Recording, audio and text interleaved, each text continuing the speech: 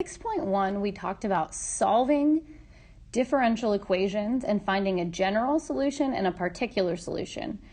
And we talked about how the only way at this level of calculus that we can solve a differential equation is by separating the variables, getting my y and dy on one side and my x and dx on the other side so that I can integrate and solve and find that general and occasionally particular solution. And I mentioned in the video for 6.1 that some of you will go off to college and you will take entire courses about how to solve different differential equations using all kinds of different methods. But for the purposes of this class, the only method we're using is separating the variables. So a question that should come to your mind is, well, what happens if we can't separate the variables? Can we still, even though we don't have the ability to solve, can we still get a general visual sense of what the solution of a differential equation looks like? And that's what 6.2 is about. So the big picture idea is we can't solve with the skills that we have right now. We can't solve every differential equation because sometimes we won't be able to separate the variables. So what we're going to learn are two methods, one being a slope field and one being Euler's method. Two methods that enable us to get a visual sense of what the solution would look like even though we can't actually solve. And something you will notice in this section is that sometimes I actually picked examples that we can solve using the methods that we learned in 6.1, and the point behind that was being able to kind of check and see what I just did. If I actually solve, do I get that same solution?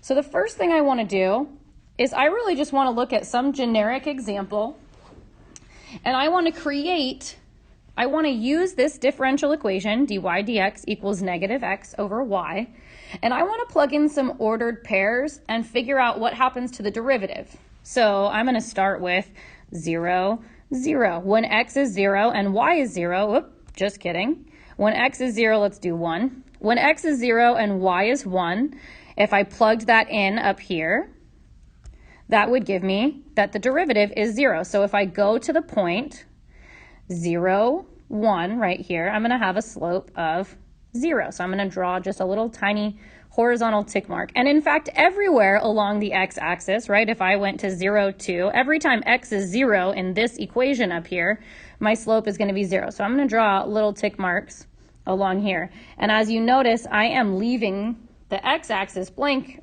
because when y is 0, this function is undefined. So nothing's going to go there. Well, what happens if x is 1 and y is 1? If x is 1 and y is 1, my slope would be negative 1. So what I'm going to do is I'm going to go to the point 1, 1, which is right here, and I'm going to do my best to sketch a little tiny tick mark that has a slope of about negative 1. And slope fields are not a precision thing. You just need to try and make it should look negative, and it should look like it's about 1.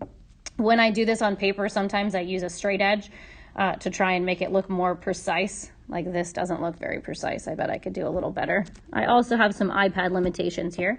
So that looks like about a slope of negative 1. And what happens if I plug in, let's say, 2 for x and 1 for y? That would give me a slope of negative 2. So this slope should be steeper than the one that I just drew. And what happens if I plug in, let's say, 2, 2? That would give me a slope of negative 1. So I'm going to go up to 2, 2, and I'm going to draw a slope, and I'm going to try and make it match that green slope down there of negative 1. Whoops. And if I went to 1, 2, oh, I'm running out of space here. If I went to 1, 2, that would give me a slope of negative 1/2. So that would be less steep. So I'm going to come down here and I'm going to make a less steep negative slope. If it was 1, 3, it would be negative 1/3. So I'm going to make an even less steep slope. So you're really drawing little tiny pieces of a line that are giving you the general idea of the slope. The most important thing here really is that when you look, you can tell which is steeper than the other. Obviously, this little blue one that's negative 2 is the steepest of them all. But you're drawing, this is a slope field. And what I'm going to do is I'm going to show you a more filled in version of this slope field on the next slide so that you can see what that general shape looks like. But what I want you to see is if I came over here and I was at -1 for x and I was at +1 for y, that would give me a slope of +1. So I'm going to draw a slope that looks like +1. If I went -2, 1, that would give me a steeper slope of -2. -3, 1 would give me an even steeper slope of -3. This would give me, sorry, I'm saying negative, I mean positive. This would give me 1/2, 1/3, and so forth. So if you look carefully at what is happening here, it almost looks like we're sort of creating half of a circle here. Like this sort of looks like half of a circle, which makes me think that the solution to an equation like this might be something like the square root of x squared plus some number. And again, this is getting a general idea of what the solution might look like based on analyzing this differential equation by plugging in x and y values, plugging in ordered pairs, and plotting the slope at those specific values. So let's formalize this a little bit more. So we're going to talk just real briefly about where the idea of a slope field comes from. So locally, tangent lines do an amazing job of approximating the shape of a function, and that comes from the idea of local linearity. It stands to reason that we should be able to get a decent idea of the shape of the graph if we sketched many tangent lines or many slopes of tangent lines, and this is called a slope field. So what we just made over here, this is a slope field. It's not complete. I didn't do anything in the negative values, but that idea is sketching the slope at particular ordered pairs. A slope field is a graphical representation of a set of slopes obtained from the differential equation. So we're graphing the slope at individual ordered pairs. So even if we have a differential equation that we can't solve in the way that we solved in 6.1, we can analyze the behavior in this way. So we're going to skip some of this stuff on this slide because we really just did that when we created this slope field over here. We plugged in a bunch of ordered pairs. And here is a more complete sketch of that slope field. Let's add our zeros in just because I think that that makes this a little easier to see. So this is the slope field that we just created on the slide before. When we're sketching a solution, we have some things to think about. We can approximate the solutions of the differential equation given a point. So some things to note. Our domain needs to contain that point, and we also want it to be as large of a domain as possible. Meaning when I sketch a solution, I'm going to have an open circle on the x-axis since it doesn't exist there, but it exists as it approaches that value. Remember that we can't pass through an undefined slope, so we're going to use an open circle for that. So we're going to sketch the solutions, the two particular solutions for the points below on this graph. I wanted to give myself a little more space here. So if I'm going to find the particular solution through the point -1, 1, I better actually add the slope at -1, 1, which if I plug in the slope at -1, 1, I get a slope of +1. And then to sketch that solution, what I'm going to do is, again, we talked about how this kind of looks like a semicircle, or now if you see the top and the bottom, it looks like a circle. What I'm going to do when I sketch that is I'm going to think about these different slopes, almost like they're bumpers with bowling. And I'm going to stay between the bumpers. And when I get to the x-axis, I'm going to have open circles because the slope is undefined there, which means that I should represent that using open circles. So similarly, if I'm going to sketch the solution going through the point 0, 3, 0, -3, I'm going to, oops, that's not 0, -3. I'm going to make sure that I go through that slope. And when I get to the axis, again, kind of thinking about it like bumpers, I'm trying to stay in between these different slopes. I'm going to have open circles at the axes. Now, this problem that we started with, I intentionally chose something that we could solve using our 6.1 strategies to get a general solution and then a particular solution. So what I want you to do is separate the variables here and solve this differential equation. So here are the two general solutions. Now go ahead and pause the video again and find the particular solution going through the point -1, 1 and then the particular solution going through the point 0, -3. And here are our two particular solutions. So that's just a great recap of 6.1. You may want to pause the video and check that you correctly found those particular solutions. But let's go ahead and move on and look at and create another slope field. All right, practice number 1, we have a blank slope field and the differential equation y prime or dy dx equals 1 over y, which means this differential equation, all of our slopes are going to be solely determined by the y values that we're plugging in. So I'm going to have you go ahead and pause the video and sketch the slope field. Remember that it doesn't have to be perfect, but it just has to give you a genuine idea of the shape, a visual sense of what the solutions look like. That's the whole point behind this slope field. So, definitely hard to do this on an iPad. Give me a little grace here. So here's a sketch of this slope field. Part B says graph the particular solutions through the points -2, -1, and then through the point 2, 2. So -2, -1, right here. And we're going to sketch that particular solution. So again, this is undefined at the x-axis. So wherever this is going to cross the x-axis, and I don't know for sure, it's going to be an open circle. And then I'm going to try and play the bumper game and try and stay between those bumpers, getting an idea of the shape of the graph that I'm seeing. And then the other one passing through 2, 2, which is here. Again, when it hits the x-axis, which I don't really know where that's going to be, when it hits the x-axis, it should have an open circle, and I'm just kind of following the shape of these slopes. Now, this differential equation is actually separable, because again, one of the points in this lesson is I want you to see that it makes sense that we are doing it in this way. So I'm going to have you pause the video and actually solve the differential equation dy dx equals 1 over y using the separation of variables method from 6.1. So here our two general solutions are. Go ahead and pause the video and find the particular solutions for those 2 points. And here are the 2 particular solutions passing through the given ordered pairs. So go ahead, pause the video, check over this. And then we're going to move on to looking at some slope fields and analyzing them when they are already given to us. So number 2 is asking us, given this slope field, which was created in the same way that we just created our slope field on number 1, which of these equations, which of these differential equations is being graphed in this slope field? So some people are really visual and are great at identifying this right away. For me, I need to analyze this a little bit.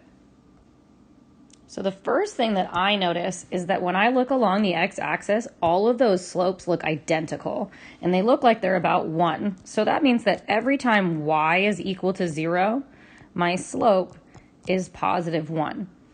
That also means that x is not impacting my slope. So that immediately knocks away a. If I plug in 0 on b, I wouldn't get 1 as my slope, so that b is gone. If I plug in, let's say 0, 0, I wouldn't get a slope of 1 on C. So that narrows it down to D and E. And again, it seems like Y is what's impacting the slope field, not X. So that's going to lead me to E being my right answer. You could also pick another point like 2, 1 or 2, 0 to test out to confirm that for you, the difference between D and E. On number 3, we're given a slope field of a differential equation, but we're not being asked which is the differential equation. We're being asked which actual solutions is it modeling. So what is the function that it's modeling in this slope field? So the first thing that I'm doing is I'm looking at this, and this kind of looks like, actually, let's go through 0, 1. This kind of looks like something like this. And for me, that looks like an E graph, not a negative natural log or a positive natural log. But if you couldn't confirm that for yourself, if you're less confident in what the graphs actually look like, you could pick an ordered pair and check. So I'm going to pick the point 0, 1. If I plug in 0, I should get 1. And that's going to eliminate, I can't plug in 0 to natural log. That's going to eliminate those two. Now, if you know the basics about E, you should know that a normal E graph looks like this. So that eliminates A as our option. You could also analyze each of these by looking at the derivative. So if I actually erased all of this and I just looked at my derivative, the derivative for A would still just be e to the x. The derivative for B would be negative e to the negative x. The derivative for C would be negative e to the x. This would be negative 1 over x, and this would be 1 over x. So again, you can eliminate D and E because x is allowed to be 0 according to this slope field. So that gets rid of those two options. It would be undefined at those derivative values. Again, this is clearly not the graph of e to the x, which is sort of represented in blue. So that leaves us with B and C. So then you could pick a different ordered pair on your slope field, or even the ordered pair 0, 1, and see which of those two ordered pairs, when you plug in 0, do you get 1. Well, on B, if you plug in 0, you get 1, and on C, if you plug in 0, you get negative 1. So the correct answer here is going to be B. So there's a lot of different approaches that you could take on a problem like this, and you need to do what you feel most comfortable with to help eliminate wrong answers. And that's going to do it for slope fields. The second half of these notes are going to focus about Euler's method, which is another way to approximate a solution, and it's more precise than a slope field. So let's talk about Euler's method. So Euler's method is a process in which we use a starting point that will always be given to you to use the idea around slopes of tangent lines to more accurately than a slope field approximate the solution to a differential equation. So a slope field really gives us the idea of the shape of what's happening, but Euler's method really gives us an actual mathematical approximation, a number. So it's definitely more precise than a slope field, but the idea behind both of these methods is the same. We're trying to get an idea of what's going on in a differential equation that we don't know how to solve using the calculus that we have at our disposal. So the idea behind Euler's method is that the tangent line is a great approximation for a small segment. But if we could just put together a bunch of little tiny tangent line segments at a particular starting point all the way to a particular ending point, then we can get a good idea of what the solution looks like visually and an approximation of what the solution looks like numerically. So we're actually going to go back, we're going to travel back in our minds a little bit to Algebra 1, and we are going to think about point-slope form. So here's point-slope form way back in Algebra 1, and what we can actually do is we can change some of these things. We can change them using calculus. So y1 minus y0, well, that's really just delta y. In calculus, our slope is our derivative, which is y prime or dy dx. I'm going to write y prime because I have a limited amount of space here. And x1 minus x0 is really just delta x. So what we're saying is that the change in y is equal to the slope or the derivative times the change in x, which means if we are looking at a particular value, like y1, to find y1, we could look at y0 and we could add the change times the derivative, the change in x times the derivative. So if we wanted to find y2, we could find y2 by taking y1 and adding delta x plus dy dx. To find y3, we could take y3 is equal to y2 plus delta x times dy dx. And if we wanted to expand this, y sub n would be equal to y sub n minus 1 plus delta x dy dx. So the idea behind what we're doing in Euler's method is really just using point-slope form and the idea of how does slope, aka derivative, and the change in x, how does that determine the change in y? All right, we're going to do 2 concrete examples all the way through, and then we're going to do some more examples in class. But the way that I like to use Euler's method is using a table. I just feel like it helps me stay more organized and understand what's going on. So I will be honest with you, I tried to do this using this little teeny tiny table, and I just felt like I couldn't accurately show you what's going on. So I'm going to kind of jump back and forth to the next slide so that I can show you the actual math that's happening. So this says, use Euler's method to construct an approximate solution for the differential equation dy dx equals y. start at the point 0, 1. Start at the point 0, 1. And use a step of 0.1. So that means my next x would be 0.1, then I add 0.1, 0.2, 0.3, 0.4, 0.5, until n equals 4, which means that we're actually going to have 5 total steps. 1, 2, 3, 4, 5. So actually, I don't need this bottom row. So because I want to show you some of the work that's happening in the table, I'm going to jump over here and I'm going to fill in that same information. All right, so I've plugged in that same information here, and I'm actually going to note delta x is 0.1. So on every single one of these problems, I'm going to be using 0.1 is the thing I'm going to multiply by. So I'm starting at 0, 1. If I plug 0, 1 into this differential equation, which is solely determined by y, 0, 1, y is 1, so the derivative is going to be 1. I'm going to take, to find delta y, I'm going to take that derivative, which is 1, and multiply it by 0.1. Well, that's just going to give me 0.1. So what we said was to find the next y value, we're going to take what we just found in that last column of the table, and we're going to add it to the y value that we already had. So to find this y value, that goes with 0.1, I'm going to take the y that I already had, 1, and I'm going to add what I just found, which is 0.1. So let me recap that. To find the new y, I'm taking delta y plus the y that I just found before. I'm adding those two things together right here. That's what's happening to get 1.1 as that value in the table. So I'm going to erase and just rewrite that as 1.1 so it's not so sloppy. So now that I have my new y value, I'm going to plug that into my derivative. Well, dy dx is just equal to y, and y in this case is 1.1.